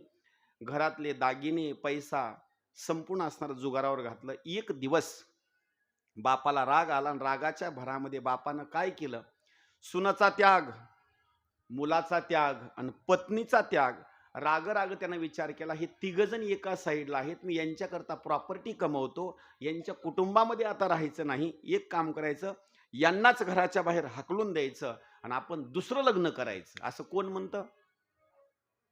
तो यज्ञदत्त म्हणायचा ब्राह्मण। हे जुनं सांगालोय बरं का मी, लक्ष करून ऐका, हे कधीच सांगालोय, जुनं। असा निर्णय आता कुणी घेऊ नका,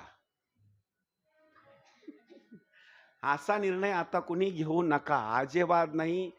ज्यांचे लग्न झाले ते अति भाग्यवान, त्यांचे लग्न झाले का नाही ते अति भाग्यवान, आता अति भाग्यवान। त्यावेळेला तिघाचा त्याग केला आणि त्याग केल्याच्या नंतर त्यानं दुसरा विवाह केला। जो गुणनिधी म्हणायचा मुलगा होता, त्याला दुःखाचा डोंगर कोसळला आणि त्यानं चलण्याकरता सुरुवात केली। आपलं गाव सोडलं, आपला तालुका सोडला, जिल्हा सोडला, आपलं राज्य सोडलं, दुसरीकडे असणारा तो निघून गेला। त्याची ओळख नाही, काही नाही, काही नाही। चालत चालत एक दिवस महाशिवरात्रीचा असणारा दिवस आला। पोटामध्ये भूक लागलेली होते, दिवसभर काही खाण्याकरता मिळालं नाही।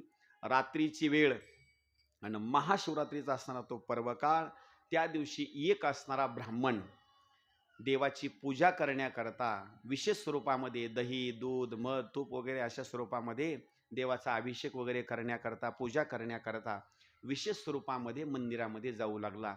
काही असणारा प्रसाद सुद्धा त्याच्याजवळ होता। त्यानं ते ताड बघितलं, ताड बघितल्यानंतर गुणनिधी विचार करतो, यांची पूजा झाल्याच्या नंतर हे जर निघून गेले का नाही, तर त्या पिंडीवरचा असणारा जो भाग आहे तर मी असणार तो खाऊन टाकील. लेकराला थोडंसं शांत बसवा तिकडे बरं का, हा शांत बसवा. त्यावेळेला काय केलं, पूजा होण्याकरता सुरुवात झाली. फक्त त्यानं काय केलं, पूजा करण्याकरता सुरुवात केल्याच्या नंतर हा गुणनिधी एवढाही पापी असून सुद्धा ज्यावेळेस पूजा चालू झाली ना, यानं पूजेकरता तिथं बसला नाही. फक्त बसण्याचं एकमेव कारण सांगितलंय, कोणतं? पूजा झाल्याच्या नंतर त्याला फक्त प्रसाद खाण्याकरता मिळणार होता. माणूस तिथून फक्त त्याला निघून जाऊ द्यायचा होता, म्हणून तो पूजा बघत तिथं बसला. परिणाम ऐका बरं का. आणि ज्या वेळेला संपूर्ण पूजा झाली, तो व्यक्ती असणारा निघून गेला. आणि निघून गेल्याच्या नंतर त्यानं विचार केला, आता जर मी नैवेद्य उचलून खाल्ला तर इथं अनेक लोक जागे आहेत, मला मारतील. लोकाला एकदा झोपू द्या. रात्रीची वेळ झाली. रात्रीच्या वेळामध्ये काय केली, सगळे लोक झोपल्याच्या नंतर त्यानं मंदिरामध्ये प्रवेश केला. पण मंदिरामध्ये प्रवेश केल्याच्या नंतर घटना अशी घडली, तिथं एक समईचा असणारा भाग होता. एक दिवा त्या ठिकाणी लावलेला होता. पण तो दिवा आणि त्या दिव्यामधलं असणारं त्या समईमधलं तेल मात्र सगळं संपत आलेलं होतं. साईडला थोडासा असा कॅन वगैरे ठेवलेला होता, फक्त टाकण्याकरता माणूस कोणी नव्हतं. त्यानं काय केलं, तेल घेतलं, समईमध्ये टाकलं. आता दिवा थोडासा जास्त प्रकाश देऊ लागला. पण एक घटना अशी घडलेली होती, त्याची जी वात होती का नाही दिव्याची, सगळीच जळत आलेली होती. आता वातच त्या ठिकाणी त्याला सापडली नाही. त्याने एक निर्णय घेतला, आता देवाला प्रकाश करणं गरजेचं आहे. कशा करता, आपल्याला देवाच्या पिंडीवरचा प्रसाद घ्यायचा आहे, अंधारामध्ये काही दिसणार नाही आपल्याला, प्रकाश करणं गरजेचं आहे. म्हणून त्यानं काय केलं, आपल्या अंगावर एक वस्त्र होतं, शर्ट म्हणा बनियन म्हणा, त्यानं काय केलं, प्रकाश करण्याकरता अंगामधलं शर्ट काढलं. काढल्याच्या नंतर त्याची वात वळली. कशाची? कपड्याची बरं का. आणि जिथं जो जीवा होता, समई होती, त्याच्यामध्ये असणारी त्यानं टाकून दिली. प्रकाश भरपूर झाला. आणि प्रकाश झाल्याच्या नंतर त्यानं सगळा नैवेद्य उचलला, घेतला. इथं न खाता आता बाहेर जाऊन खावा असा विचार केला. तेवढ्याच वेळामध्ये अंधारामध्ये त्याला काही दिसलं नाही. जे लोक मंदिरामध्ये झोपले होते का नाही, याचा पाय त्या लोकांना लागल्याबरोबर ते जागे झाले. लोकांचा भास असा झाला, देवाच्या मंदिरामध्ये काही दानपेटी आहे, सोनं आहे, बहुतेक हा चोरतच आहे की. म्हणून त्यांनी बोलण्याकरता सुरुवात केली, चोर चोर चोर चोर, यानं पळण्याकरता सुरुवात केली. अनेक लोक आले, काठीनं दगडानं वगैरे त्याला भरपूर मारहाण केली.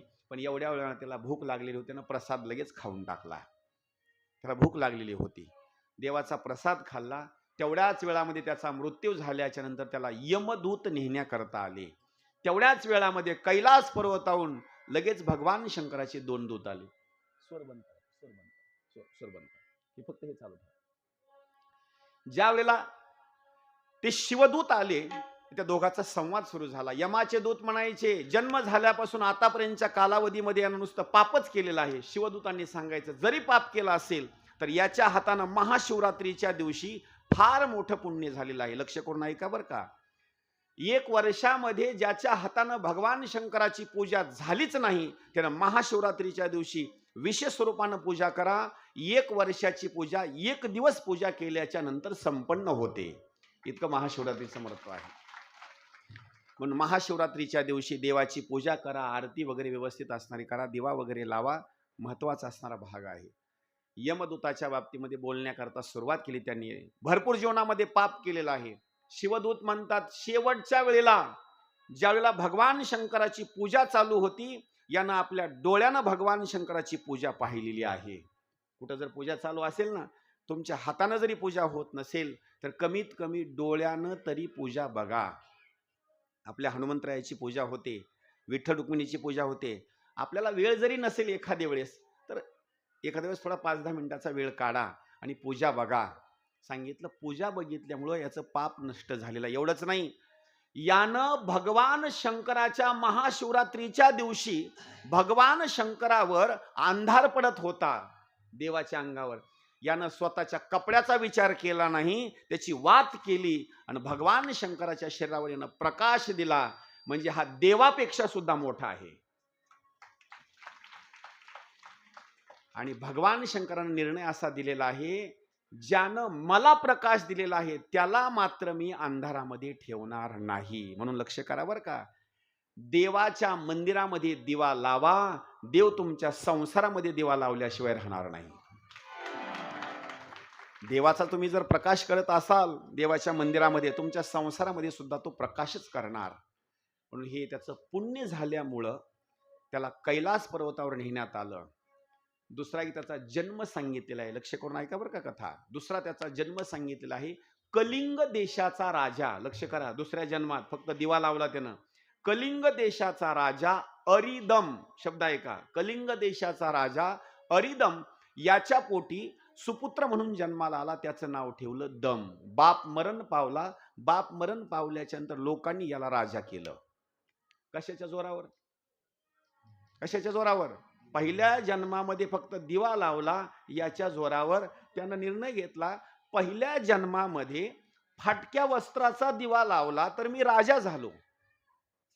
फाटक्या वस्त्राचा दिवा लावला तर मी राजा झालो. आता या जन्मामध्ये मी तर राजा आहे, मी जर हा जर नियम जर चालू केला तर पुढला जन्म मला कोणता मिळेल? त्यानं काय केलं? राजा बोले आणि दल हाले. त्यांना सांगितलं, माझ्या जर राज्यात जर राहायचं असेल तर प्रत्येक जणांना आपल्या देवघरामध्ये घरामध्ये दिवाच लावायचा. आणि हा नियम कोण सुरू केला माहिती का? लक्ष करा, आपल्या घरात जे आपण दिवा लावतो, बल्ब लावतो संध्याकाळच्या वेळेला, मंदिरामध्ये दिवा लावतो, हा नियम कुणाचा आहे माहिती का?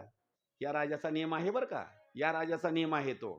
त्यांना सांगितलं, आपल्या नगरीमध्ये, गावामध्ये, प्रदेशामध्ये जिथपर्यंत माझं राज्य आहे प्रत्येक जणांना दिवा मात्र मंदिराच्या ठिकाणी लावायचा. महाराज इतकं पुण्य झालं, इतकं पुण्य झालं, काय त्याचं वर्णन करू? एक गीत आहे बरं का, फक्त आपल्या गाथ्यात नाही.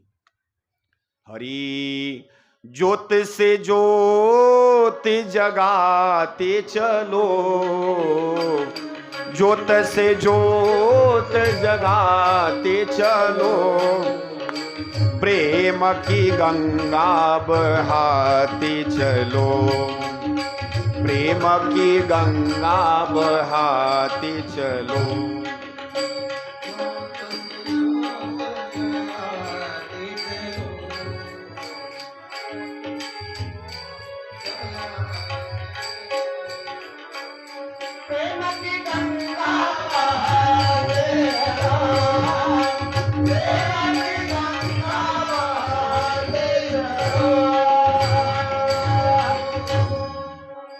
त्यानं नियम काढला आणि घटना अशी घडली, ज्या वेळेला तो दम म्हणायचा राजा मृत्यू पावला त्यावेळेला परत तो कैलास पर्वतावर गेला. देवाला प्रश्न असा पडला, या बिचाऱ्यानं पहिल्या जन्मामध्ये दिवा लावला तर याला मी राजाचा सुपुत्र केलं, राजा केलं.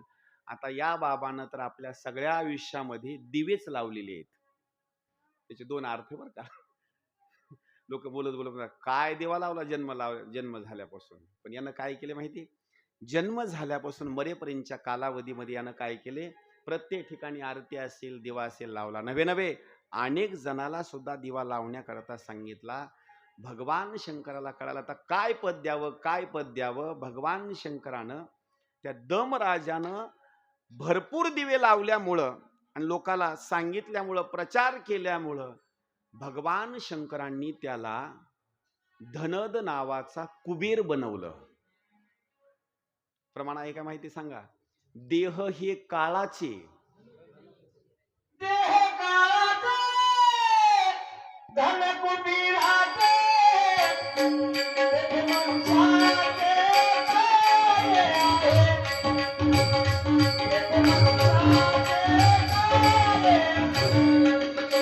देह मनुष्याचे काळे आहे.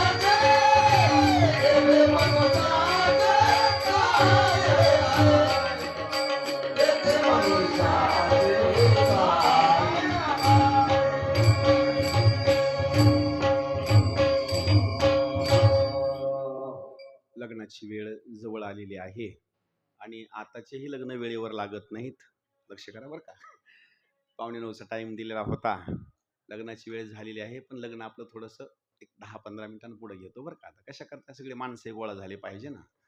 हां, एक प्रश्न विचारतो, त्याचं उत्तर बरोबर द्या बरं का. जो कोणी उत्तर बरोबर देईल, कथा संपल्याच्या नंतर त्याला जी 500 रुपयाची नोट चलत नाही त्याला बक्षीस म्हणून मी देईल. प्रश्न असा आहे, लक्ष करून ऐका बरं का. प्रश्न असा आहे, भगवान शंकराची पहिली पत्नी पार्वती आहे का सती आहे?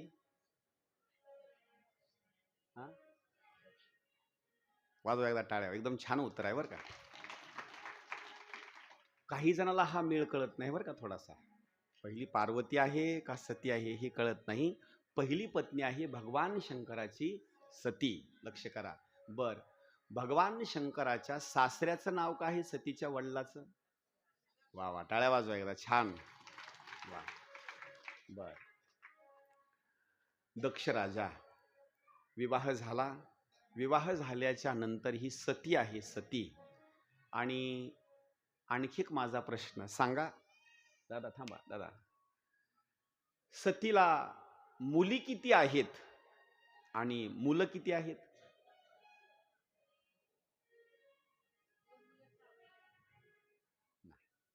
परत सांगा बरं का. आणखी सांगा. सतीला मुलं किती आणि मुली किती? नाही.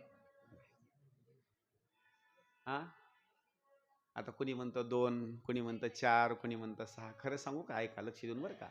सतीला एक सुद्धा पुत्र संतती नाही. ऐका, सतीला एक सुद्धा पुत्र संतती नाही. का नाही त्याचं कारण सांगू.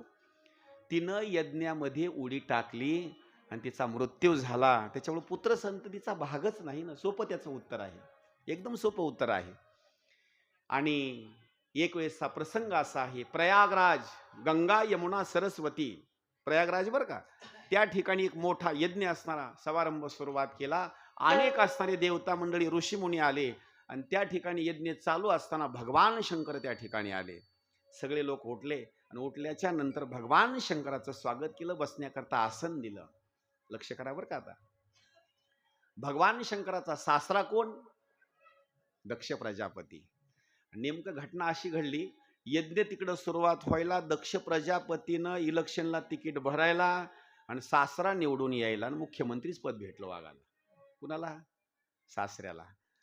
आणि ज्या वेळेला भगवान शंकर तिथं गेले होते, दक्ष प्रजापती, दक्ष हा प्रजापती आहे, ज्यावेळेला दक्ष प्रजापती तिथं आले का नाही, तर दक्ष प्रजापती आल्याच्या नंतर सगळेच लोक उठले. मुख्यमंत्री आले, मुख्यमंत्री आले, मुख्यमंत्री आले. त्यांचं स्वागत करा, शाल श्रीफळ वगैरे देऊन असणार हे ते असं. आणि ते कसं आहे माहिती का, मुख्यमंत्री रात्री 12ला जरी आला तरी लोकांना जमतं बरं का, जमतं, काही अडचण नाही. तरी लोक वाट बघत बसतात बरं का. महाराज 10 मिनिटं जरी उशीर आला तर म्हणतात कुणा घेतली होती तारीख त्याची? ऐका बरं का. हा, प्रजापती आला दक्ष, सगळेजण उठले आणि सगळेजण उठल्याच्या नंतर भगवान शंकर मात्र उठले नाहीत. दक्ष प्रजापतीचे भगवान शंकर कोण? कोण? जवाई. आणि पहिल्यापासूनच वांदा आहे बरं का. हे पहिल्यापासूनच आहे. सासऱ्याचं जवायाचं मात्र अजिबात जमत नाही. काय की काय नाही की जसा त्या सापाचा मुंगसाचा असा हे आहे का नाही, असाच खेळ आहे बरं का. अजिबात नाही. जवाई कुणालाही रामराम घालील, पण सासऱ्याला रामराम घालतो का? तात्या बघा, तात्या नाही म्हणले बरं का. अजिबात नाही. जवाई सासऱ्याला रामराम घालीतच नाही. एखाद्या वेळेस जर सासरा आला का नाही आपल्या गावाहून आणि जवाई जर घरामध्ये बसलेला असेल आणि सासरे जर आले, तर जवाई सासऱ्याला बघितल्याच्या नंतर घरात थांबतच नाही, रामराम घालीतच नाही, घराच्या बाहेर निघून जातो. त्या सासऱ्याला भरपूर आनंद वाटत असेल, है का नाही? अजिबात नाही. त्याला भरपूर त्याचा अपमान होतो, पण तेवढाही अपमान तो सहन करतो फक्त एका गोष्टी करता. कोणत्या? मुली करता बरं का. पण ज्या जवायानं आपल्या सासऱ्याला मान दिला नाही, राम राम घातला नाही, कालांतरानं देव सुद्धा त्याला एक मुलगी देतो, त्याला सुद्धा एक मुलगी देतो आणि त्याच्यावरती वेळ आणतो. मग त्याला कळतं आपलं चुकलं बरं का, आपण सासऱ्याला राम राम घातला नाही. हा, हे गरजेचं आहे. अरे त्या बापानं आपलं कन्यारत्न म्हणजे आपला प्राण दिला, बरोबर आहे का नाही? आणि त्याला नुसतं काय करायचं, आपल्याला रामराम असणार घालायचं आहे. भगवान शंकर मात्र उठले नाहीत.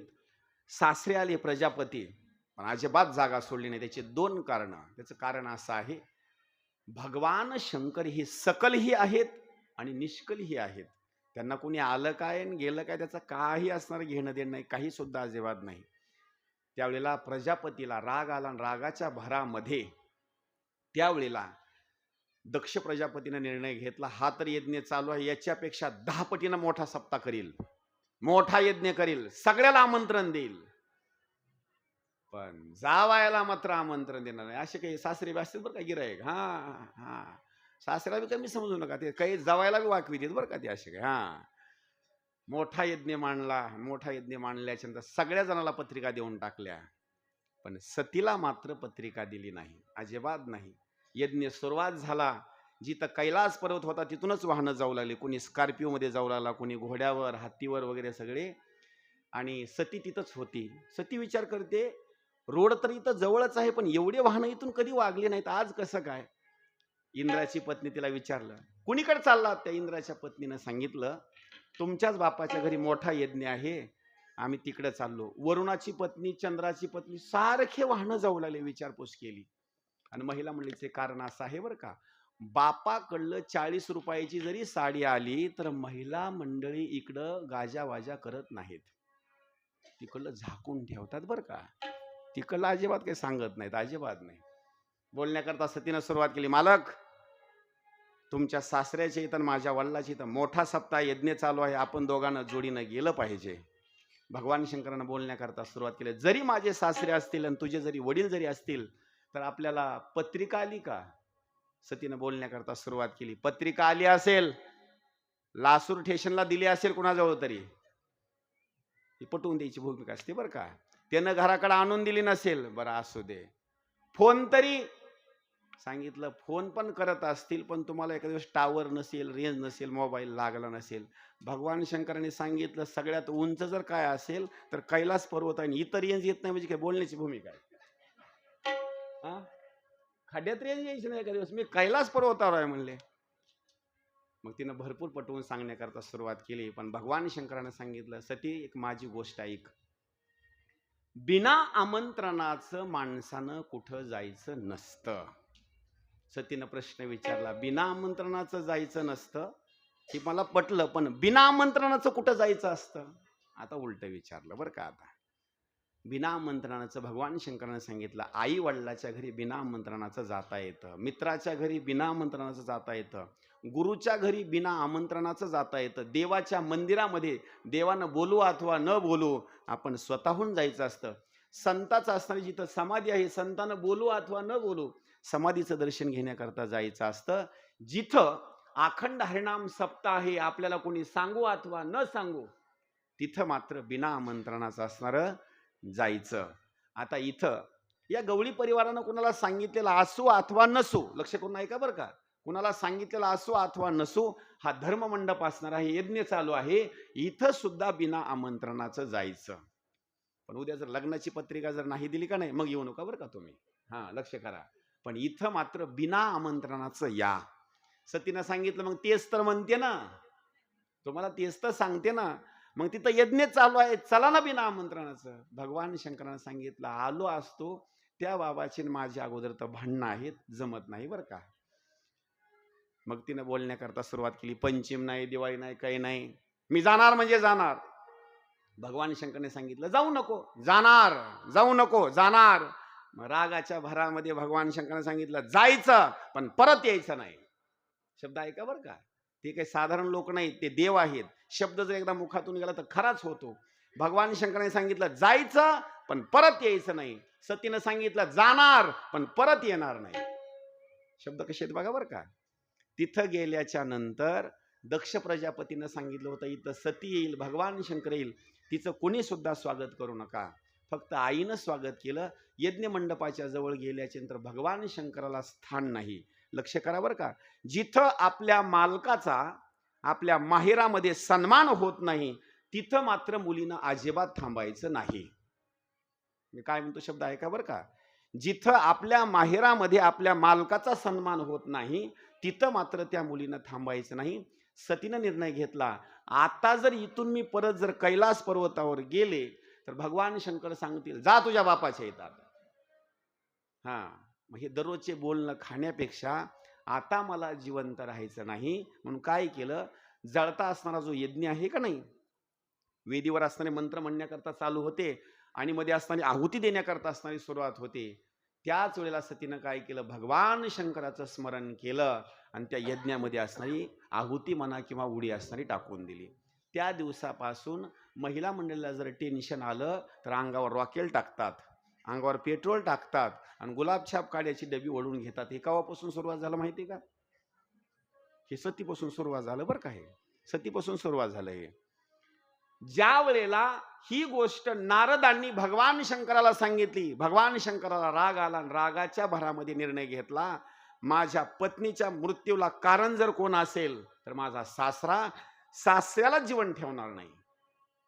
तांडव नावाचं असं नृत्य केलं, त्याचा एक श्लोक सांगितलेला आहे.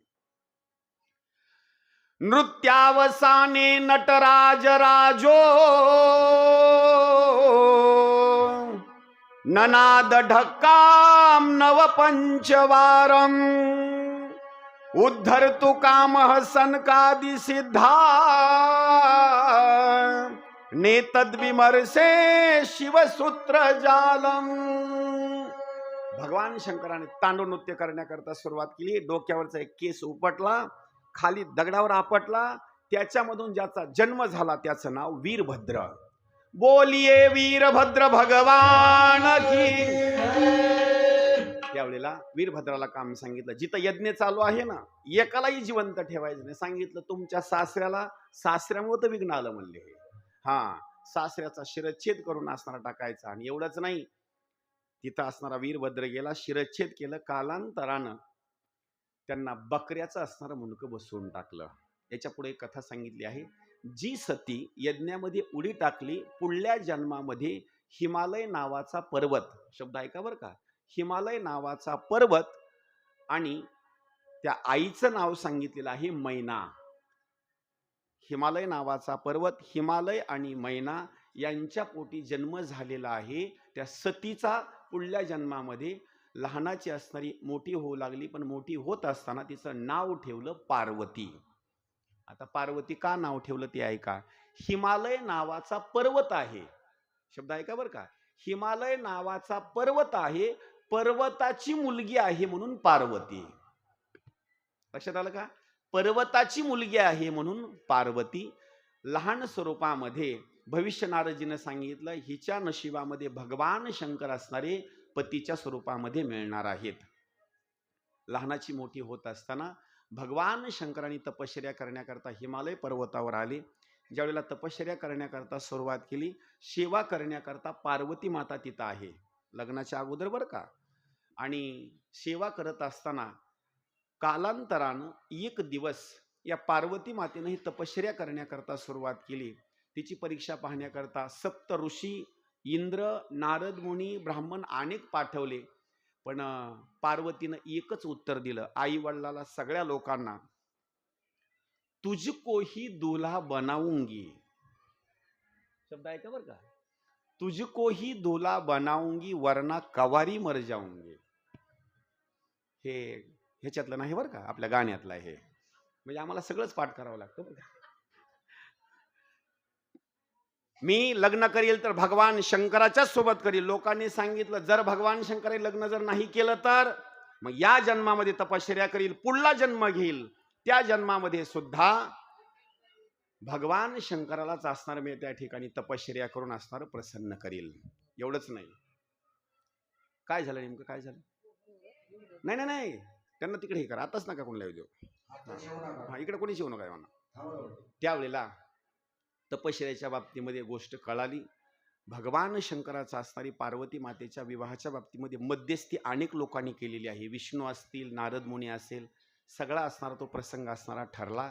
ठरल्याच्या नंतर मग मात्र लग्न ठरल्याच्या नंतर आईनं मात्र पार्वतीच्या नवरदेव मात्र तो बघितलेला नव्हता. नवरदेव अजिबात बघितलेलाच नव्हता. जुना काळ होता बरं का तो, एकदम जुना काळ. त्यावेळेला लग्न मंडपाचा असणारा भाग संपूर्ण ठरला. मोठा असणारा तो विवाह सोहळा आणि भगवान शंकराची असणारी वरात निघाली. त्या वरातीमध्ये कोण आहे? मूळ पत्रिका देण्याकरता कोण होतं माहिती? नारद मुनी. नारद मुनींना अनेक देवता लोकांना, ऋषी मुनीला, 33 कोटी देवता मंडळीला पत्रिका दिल्या. भगवान शंकराचे वराडी मंडळी कोण? भूत, वेताळ, नाचती, हे सगळे असणारे भूतच भूत. कोण त्याला डोळा आहे तर कोण त्याला डोळा नाही. एकाला कान आहे तर एकाला हे डोकं असं हे माग फिरलेलं आहे. सगळे नाचलेत. कोणत्याच्या अंगावर वस्त्र आहे, कोणत्याच्या अंगावर वस्त्रच नाही.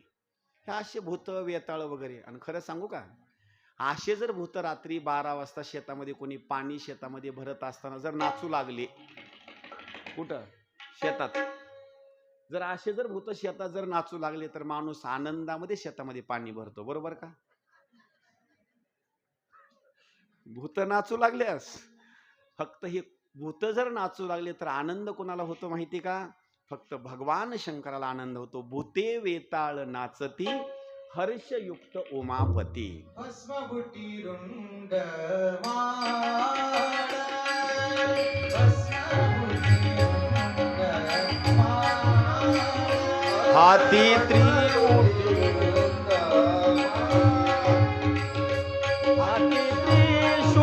सगळ्यांनी म्हणा. हाती त्रिशूळ, गज चर्म व्याघ्रांबर.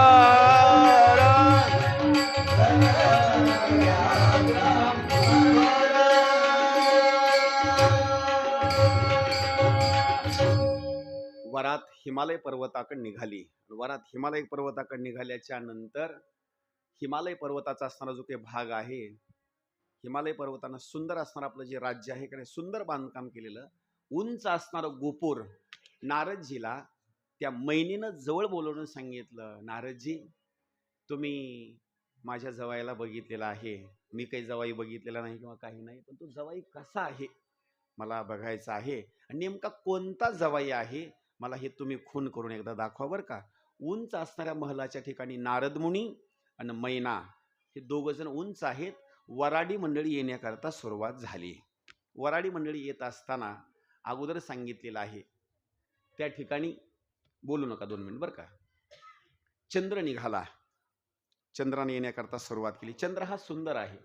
सहज बोलण्याकरता सुरुवात केली.